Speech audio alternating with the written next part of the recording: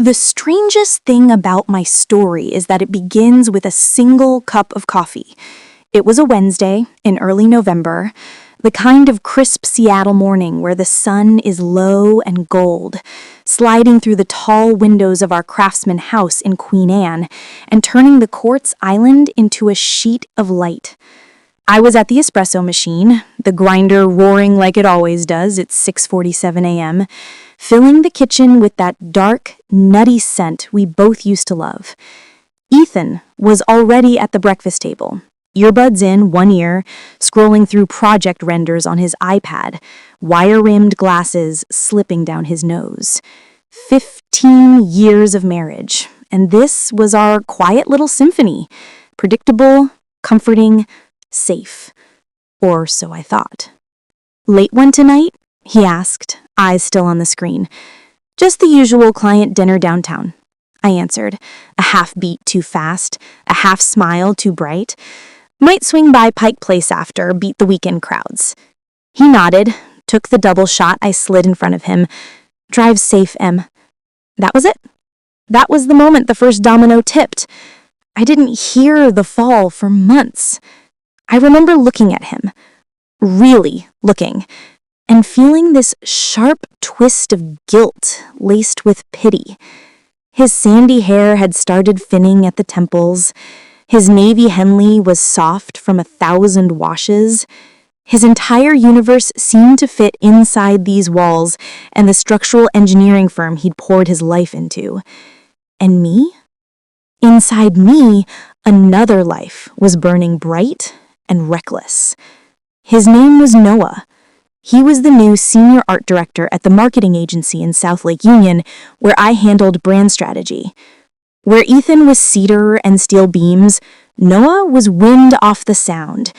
Easy laughter, wild ideas, and attention so focused it made me feel electric again. What we had didn't crash into being. It drifted.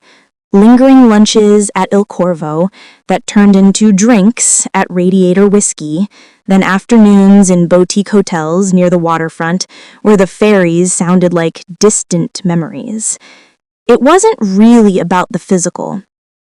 It was about conversation, about feeling fascinating again after years of being mom and Ethan's wife and reliable Emily who always gets the deck done on time.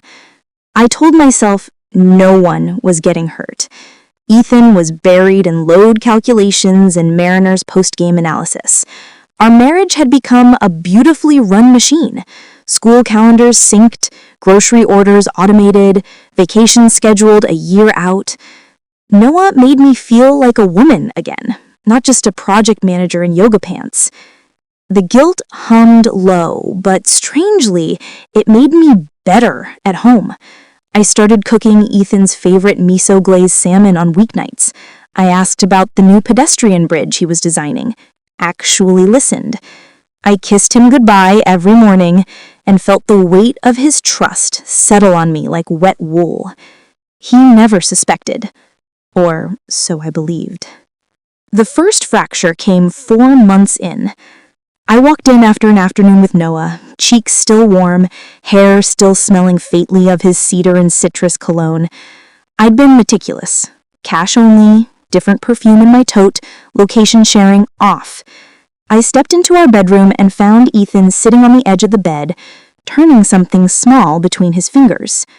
One of my rose gold hoop earrings. "Found this in the passenger seat of your car. Figured you'd want it back." My heart stopped. I'd taken those hoops off in Noah's Audi that afternoon while he kissed the hollow beneath my ear at a stoplight on Denny. "Must have fallen out this morning," I lied, the words tasting like rust. He handed it over. His fingers brushed mine, warm, steady. For one heartbeat, his gray eyes held something deep and unreadable. Then the moment folded itself away. "Careful with these," he said softly. "Anniversary gift, remember?" That was the first time fear touched my skin. Then the small things started.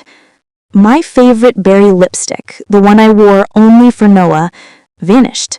I tore my tote apart, emptied every pocket in the house. Nothing. Ethan helped me look, brow creased with sweet concern. A week later, it reappeared exactly where I'd checked first, tucked inside the inner zip pocket like it had never left. I blamed early onset menopause brain. Then came the phantom reservations.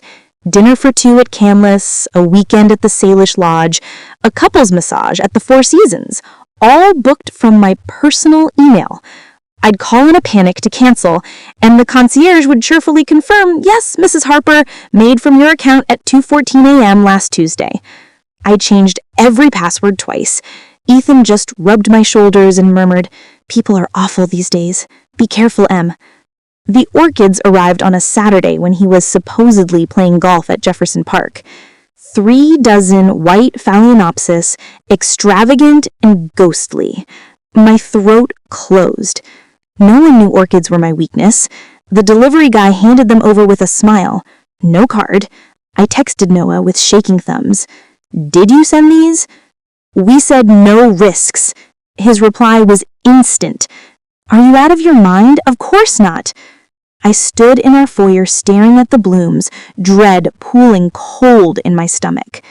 When Ethan came home, he stopped dead in the doorway, inhaled deeply. "Someone's treating you right," he said, brushing a petal with one finger. "Secret admirer?" His smile was gentle, too gentle. I started jumping at shadows. Noah felt it. "You're not here anymore, Emily," he said one afternoon in a hotel overlooking Elliott Bay, tracing the line of my shoulder with a finger that suddenly felt like evidence. He was right.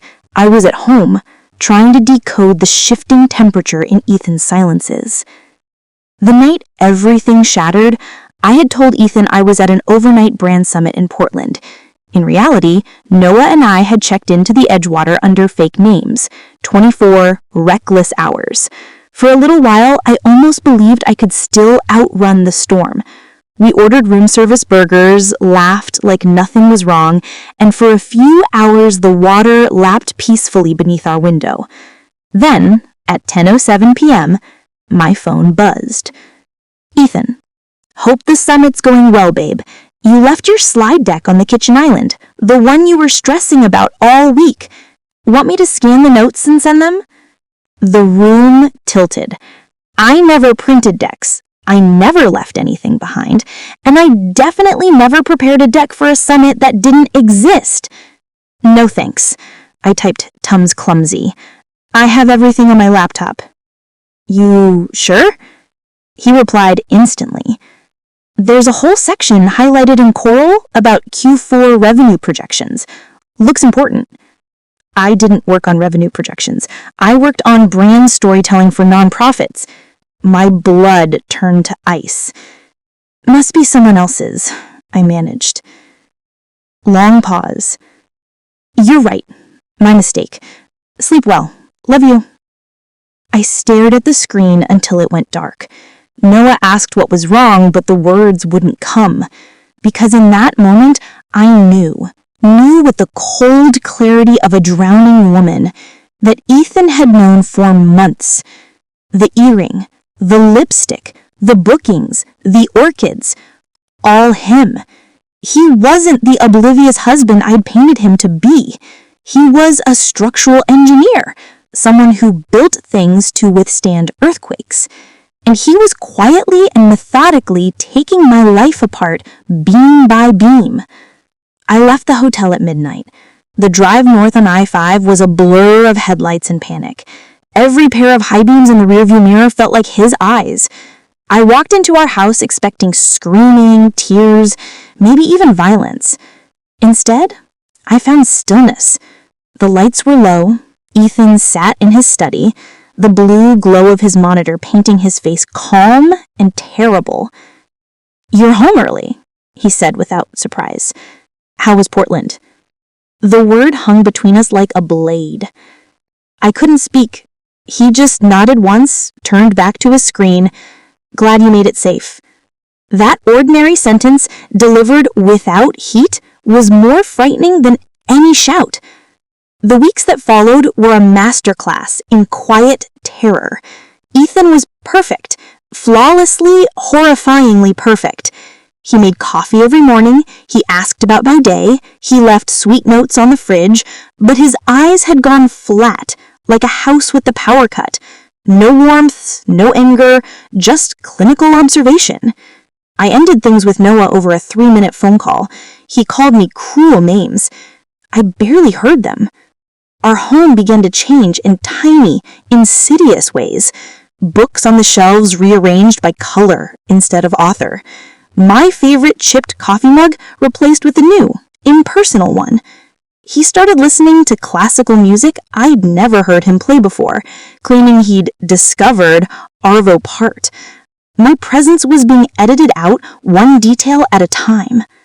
Then the outside world got involved. At a neighborhood potluck, Ethan stood with the other husbands, beer in